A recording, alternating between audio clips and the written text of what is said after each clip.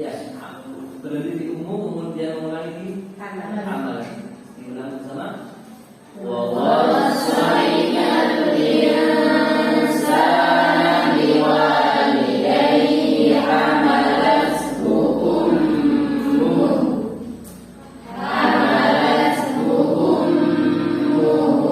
وَهْنًا عَلَى وَهْنٍ وَفِصَالُهُ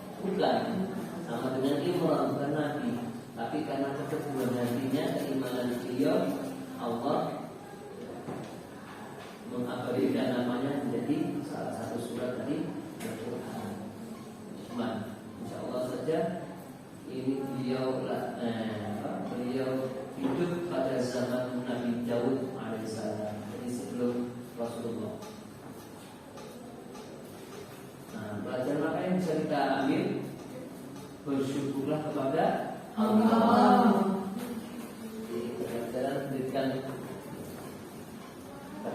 juga yang ditanamkan oleh Luqman satu syukur.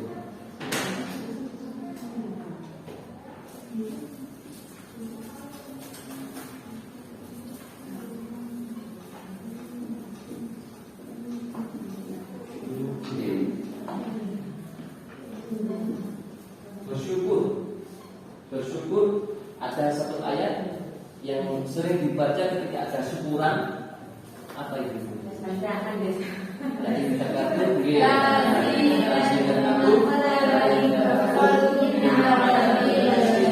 kalau ada pertanyaan, Pak saya sering syukur tapi kok nggak bisa makan? Kenapa jawabnya? Kurang banyak syukurnya. Nah, tambahan itu bukan berarti harta, tapi tambahan itu berupa nikmat, kenikmatannya, rasanya itu yang ditambah selain harta ini, jadi nikmatnya ditambah. Sendiri kemudian ayat yang 13 ingat ketika Luqman berkata kepada anaknya, ya Bunayya, panggilan Luqman pada anaknya, ya Bunayya, anakku. Jadi panggilan-panggilan yang baik, panggilan-panggilan yang lembut, itu satu yang bisa diambil. Panggilan anak dengan baik, panggilan yang baik. Karena sebagai orang tua kita biasanya lepas kontrol. Saya sendiri juga sama. Anak putra saya sudah kelas 6 SMI itu anak gemuk. Makan. Ya, jadi saya sering kalau jengkel, oh gendut ya. Jadi diingatkan juga di ayat ini. Kalau yang kurus apa? Nah ini di ayat Luqman ini kita diajarkan untuk memanggil anak dengan panggilan yang baik. Jangan kamu mempersyukurkan Allah. Pelajaran yang kedua, tidak langsung menyebutkan Allah. Dan katanya Yai Raman Zalihat, karena itu jangan dipanggil nih, mesti ayo panggil nih kedirimu, makanya anakku sakar diri. Ini maksudnya gimana? Kan kadang-kadang anak pertama mau manggil adanya ada Pak, biar jadi neng ngoten. Kadang-kadang kita kan terbiasa neng ngoten maksudnya nih. Kan yang pertama itu ibunya manggil nih. Iya. Terus nek manggil adik tujuannya nang ninge, jadi manggil adik. Membiasakan Biar bersama manggil neng adik. saudara gitu. Kami bisa diaman kok kan dipanggil neng itu mesti ae tak kira jadi ada kan tua apa sembarangan. Itu kan persepsi masing-masing mungkin. Jadi tergantung kita menyikapi. Tapi selagi kita baik ya, enggak apa-apa ya. Tidak ada yang baku, tergantung niat. Tidak boleh syirik. Syirik itu perbuatannya kalau musyrik, pelakunya, orangnya kan.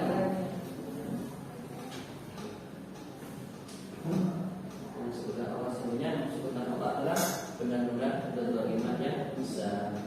Ada satu ayat juga Allah mengampuni dosa selain syirik. Apapun itu dosanya. Jadi saya zina sekalipun, insya Allah masih ada harapan ampunan Allah. Ada satu ayat yang berbunyi, Qul ya ibadiyalladzina asrafu ala anfusihim la taqnatu min rahmatillah. Allah memanggil orang pendosa itu masih dengan panggilan yang baik. Ya ibadi, wahai hambaku. Bukan panggilan yang kasar, hai pendosa. Bukan. La ya ibadi asrafu ala anfusihim, yang telah apa? Asrafu bukan, asrafu itu kan berlebihan. Ala anfusihim, pada dirinya sendiri, artinya berbuat dosa yang terlalu banyak. Kata Allah, jangan berputus asa atas rahmat Allah, atas ampunan Allah. Maka pelajaran yang saya dapatkan dari guru kami, juga gurunya atas ini, Sana, beliau berpesan jangan menutup diri, alias jangan sok suci. Banyak orang itu ahli ibadah, ketika ada ahli maksiat lewat, cuek gitu. Maka sebisa mungkin kita bersosialisasi tetap. Itu dari mana? Mohon maaf. Agar apa? Agar mereka tidak sungkan dengan kita. Siapa tahu dengan itu hidayah Allah turun, ya kan? Akhirnya barangkali dia mau kembali ke jalan Allah, barangkali dia mau bertobat karena kita istilahnya supel, kita sering berdiskusi dengan mereka nggak sungkan-sungkan. Tapi kalau kita menutup diri, misalnya ada ahli maksiat, kita melengok, kita gimana, mereka pasti sungkan atau maaf, jadi tidak akan ketemu.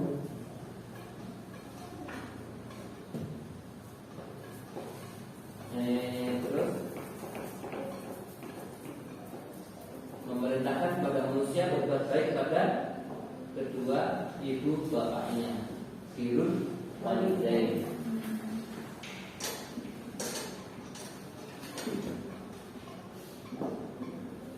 Banyak kisah tentang birrul walidain.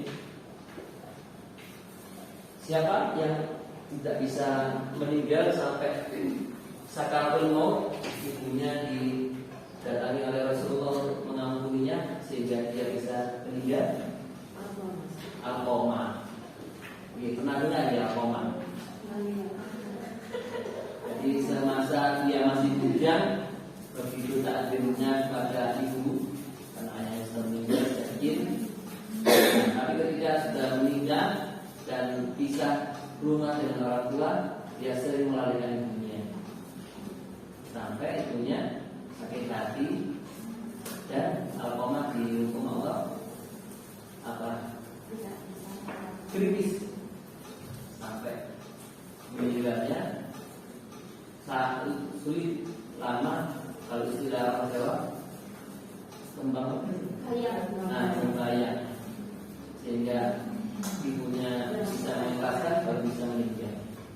Pun sebaliknya ada sahabat yang dimuliakan Allah sampai dibangunkan singgasana ketika Nabi Musa alaihissalam dan Nabi Khidir di lautan. Ketika mereka naik perahu itu melihat singgasana. Punya siapa itu? Ternyata punya salah satu sahabat yang bernama siapa? Uwais Al-Qarni. Uwais Al-Qarni ini juga pernah diceritakan kesukaan Uwais Al-Qarni saking takdirnya kepada orang tua sampai dibuatkan singgasana.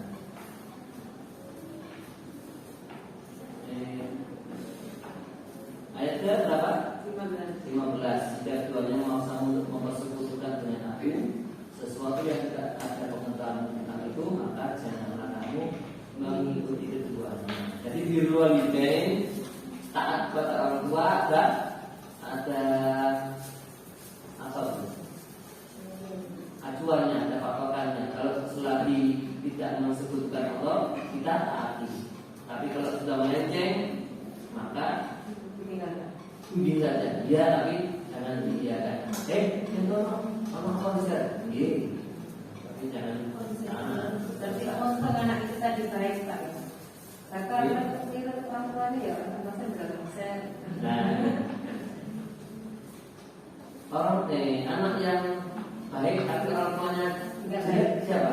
Ada nanti. Siapa? Orang tuanya jelek tapi anaknya baik. Nabi Ibrahim, ayahnya Azhar, tukang pahat berhala. Pun sebaliknya, ayahnya baik tapi anaknya syirik musyrik. Nabi Ibrahim dengan anaknya Kanan. Jadi ini satu fenomena nyata sehingga kita bisa menyikapi Tuhan itu tergantung Allah, semuanya Allah yang buat. Jangan suudzon. Nah, kita diharuskan husnudzon terus. Kemudian hai anakku semuanya, ya, seberat biji sawi berada dalam batu. Ini ada ayat yang lain nih. Apa itu? Segala sesuatu akan dibalas itu. Ya, faman ya'mal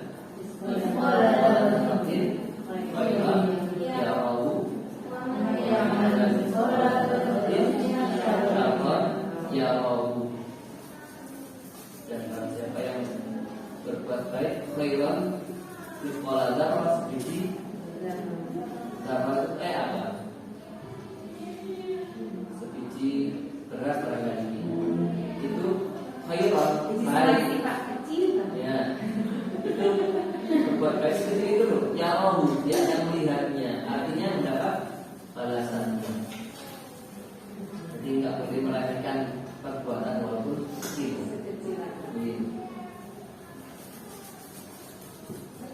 Tadi apa ya pelajarannya?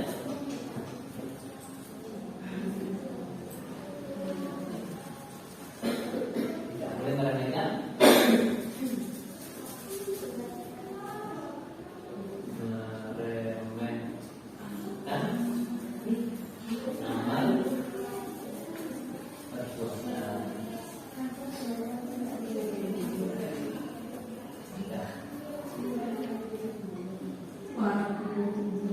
Kemudian, hai anakku, dirikanlah sholat dan suruhlah manusia mengerjakan yang baik.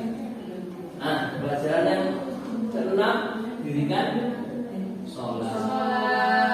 Menyuruh untuk sholat.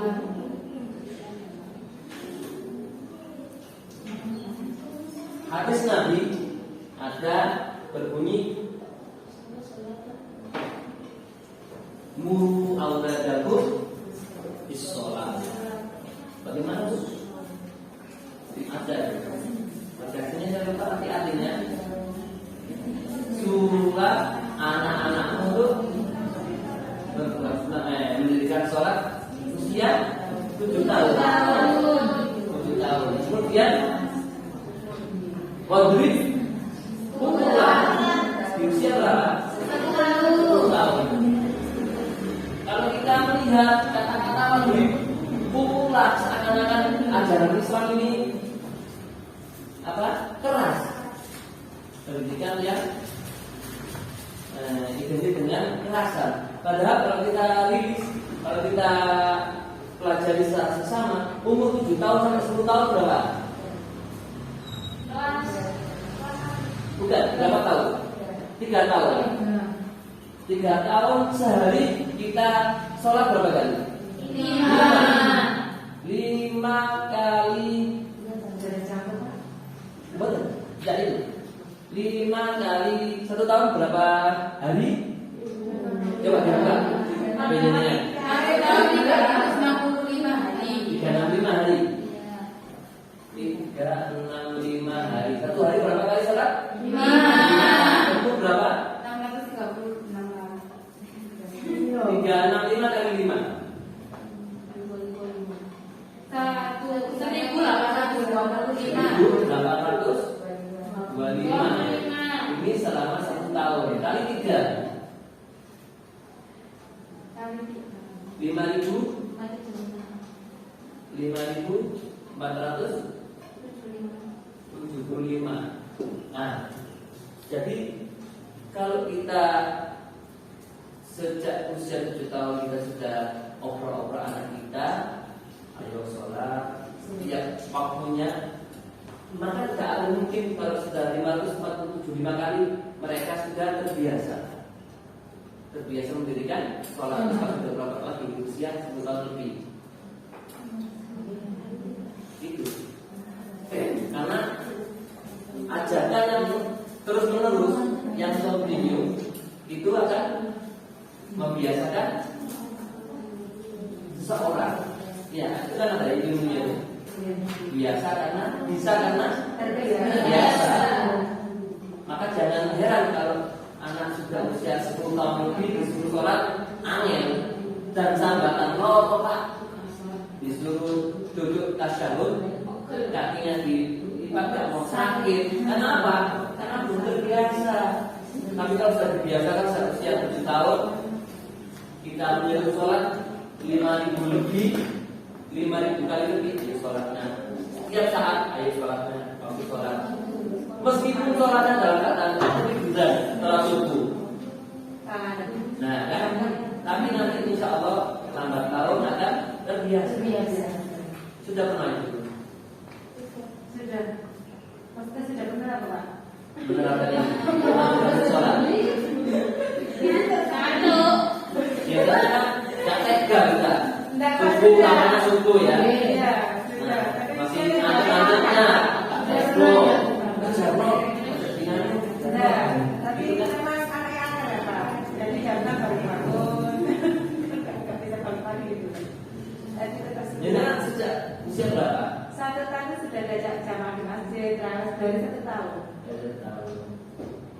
Terus kelas 3 itu mulai kebiasaan sholat lengkap 5 waktu tapi bertahan. Kelas itu berapa? Kan dari kelas 1 itu belum banyak kan masih sulit soalnya tahu sedangkan nggak sholat.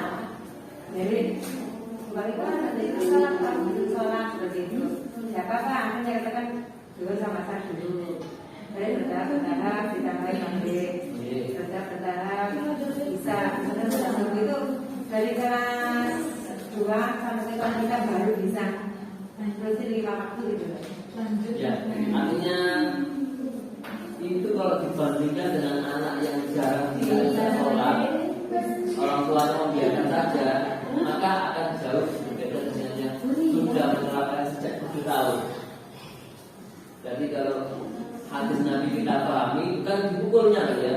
4.000 tidak apa itu 10 tahun itu, bukan kok ada kekerasan bukan, tapi dari umur 7 tahun sampai 10 tahun itu insya Allah kalau sudah istiqomah dia sholat maka akan terbiasa. Jadi nggak usah dipukul, sudah tahu waktunya sholat. Kan sendiri